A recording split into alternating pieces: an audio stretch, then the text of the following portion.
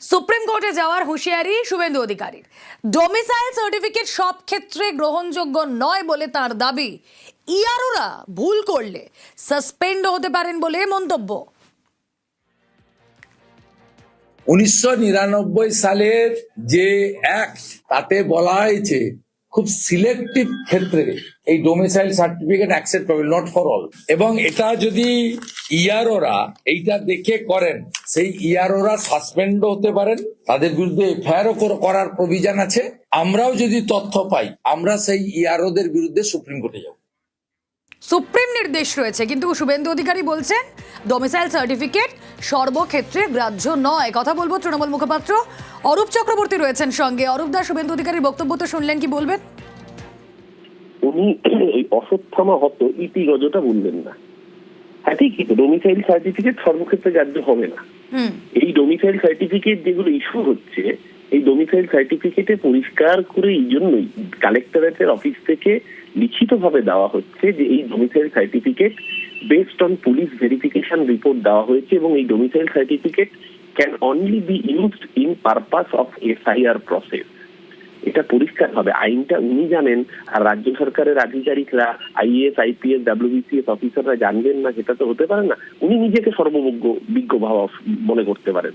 বাংলার মানুষ ওনার আসল চেহারাটা জানে। আসলে এই যে ডোমিসাইল সার্টিফিকেটের ফলে যেই মানুষের মনে আশঙ্কার মেঘ তৈরি হয়েছিল যে তার নাগরিকত্ব নিয়ে প্রশ্ন করবে না, তো সেই মেঘ যখন রাজ্য সরকার কাটিয়ে দিতে পারছে, যখন রাজ্য সরকার তাদের পাশে দাঁড়িয়ে তাদের বৈধ নাগরিকত্ব বা বৈধ ডকুমেন্ট যাচাই করবার পরে domicile certificate district collectorate office থেকে ইস্যু করছে, সেই মানুষ হাসি মুখে বাড়ি যাচ্ছে এবং হিয়ারিং এ গিয়ে মুখ ফুলিয়ে বলছে, এই দেখুন আমি ভারতবর্ষের নাগরিক, আমাকে বিজেপি বাদ দিতে চেয়েছিল। সেই মানুষের ভোটটা ওরা পাবে না, জেনেছে বলেই আতঙ্কিত শুভেন্দু অধিকারী এই ধরনের মন্তব্য।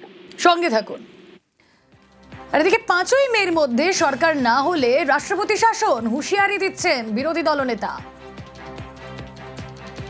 প্রয়োজন হলে টাইম দিয়েই শেষ করা উচিত। খসড়া ভোটার তালিকার ক্ষেত্রেও কয়েকদিন এক্সটেনশন হয়েছে, এক্ষেত্রেও যদি 7 দিন বা 5 দিন হয়, ক্ষতি কিছু নেই। ত্রুটিমুক্ত ভোটার তালিকা বের করানোর দায়িত্ব নির্বাচন কমিশনের, তাকে সহযোগিতার দায়িত্ব রাজ্য সরকারের। আর 5ই মের মধ্যে সরকার না হলে রাষ্ট্রপতি শাসন হবে। আমরা চাই মৃত, ভুয়া এবং বাংলাদেশি অবৈধ অনুপ্রবেশকারী, অর্থাৎ বাংলাদেশি মুসলমান আর রোহিঙ্গা, এদের একজনেরও যেন নাম না থাকে। যদি চূড়ান্ত তালিকায় কারো নাম থাকে, আমরা আপিলে যাব ডিইওর কাছে। ডিইও যদি আপিল রিজেক্ট করে, আমরা সিওর কাছে যাব। সিও যদি আপিল রিজেক্ট করে, আমরা হাইকোর্টে যাব। হাইকোর্টে যাওয়ার হুঁশিয়ারি দিচ্ছেন। পাশাপাশি খুব গুরুত্বপূর্ণ যে পয়েন্টটা তিনি রেজ করলেন, 5ই মের মধ্যে সরকার গঠন না হলে রাষ্ট্রপতি শাসন। অরূপ চক্রবর্তী রয়েছেন সঙ্গে। অরূপ দা, Suvendu Adhikari CO, ERO, deo, high court অনেক কিছু যাবেন বললেন। তা হাইকোর্টে থাপ্পড় খেলে কোথায় যাবেন বললেন? সুপ্রিম কোর্টে ইতিমধ্যে থাপ্পড় খেয়ে গেছেন। এদিনকে মমতা বন্দ্যোপাধ্যায় সওয়াল করতে গিয়েছিলেন পিটিশনার হয়ে। সেদিনকে সুপ্রিম কোর্ট কার্যত উষ্মা প্রকাশ করেছে মাইক্রো অবজারভারদের ভূমিকা নিয়ে। আসলে শুভেন্দু অধিকারী খুব ভালো মতো জানেন যে 5ই মের মধ্যে নির্বাচনী প্রসেস কমপ্লিট করতে হবে এবং এটার দায়িত্ব একমাত্র নির্বাচন কমিশনের। নির্বাচন কমিশনের রেসপন্সিবিলিটি ইলেকশন কন্ডাক্ট করা, ইলেকশন কাউন্টিং প্রসেস কমপ্লিট করা। যদি সেটা নির্বাচন কমিশনের ব্যর্থতা হয়, তাহলে রাজ্য সরকার জানেনই না আইনটা, বা জেনেও ইচ্ছে করে মিথ্যাচার করছেন, রাষ্ট্রপতি শাসন জারি হবে না। সেক্ষেত্রে গভর্নমেন্টের 6 মাসের এক্সটেনশন মেয়াদ থাকে। এই মানে শুভেন্দু অধিকারী তো মূর্খ আমি বলবো না, উনি ইচ্ছে করে মানুষকে মিসলিড করছেন। আসলে ওনারা চান রাষ্ট্রপতি শাসন জারি করতে। বাংলার মানুষ এই জন্যই ওনাদেরকে বারবার করে ঘাট ধাক্কা দেয়, কারণ মানুষের ভোটে এরা জিতবে না, এরা রাষ্ট্রপতি শাসন জারি করে গায়ের জোরে জিততে চায়। বেশ, সঙ্গে থাকুন।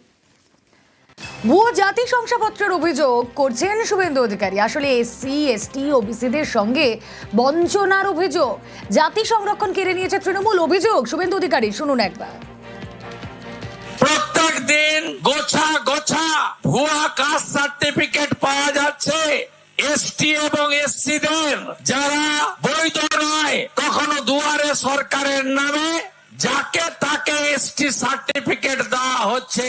গত 15 বছরে এই রাজ্যে এসসি, এসটি আর অরিজিনাল ওবিসি যারা, তাদের সংরক্ষণ কেড়ে নিয়ে তুলে দিয়েছে তৃণমূলের সরকার।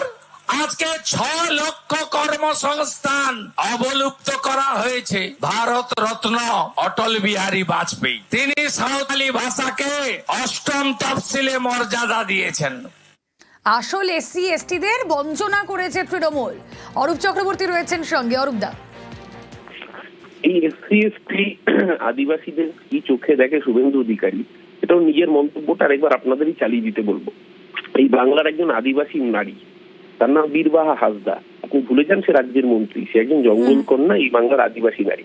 তার সম্পর্কে বলেছিল ওকে আমি জুতার তলে রাখি। দেবনাথ হাসদাকে বলছে জুতার তলে রাখি। যে মানুষটা আদিবাসীদের সম্পর্কে এই ধরনের ধারণা পোষণ করে যে আদিবাসীদের জুতার তলে রাখা যায়, বলেছে কে? শুভেন্দু অধিকারী।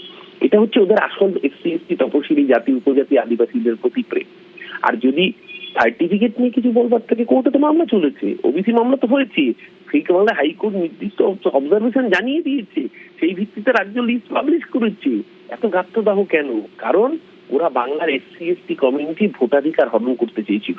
আর এই মতুয়ারা খেপে উঠেছে কেন? মতুয়াগড়ে জানেন, যেই মতুয়ারা বিজেপিকে ঢেলে ভোট দিয়েছিল, ওপার বাংলা থেকে এসে শুধুমাত্র বিজেপিকে পরিচ্ছটা ভেবেছিল মুসলমানদের টাইট দেওয়া যাবে, তাই জন্য বিজেপিকে ভোট দিচ্ছি, সেই মতুয়াদেরও নাগরিকত্ব কেড়ে নিয়েছে ভারতীয় জনতা পার্টি। তাই এবার ওই এসসি এসটি তপশিলি আদিবাসী মতুয়াগড়ই বিজেপির সবচেয়ে বড় ভাঙন। আর এর জন্য দায়ী থাকবে শুভেন্দু অধিকারী এই অর্বাচীনের মন্তব্য।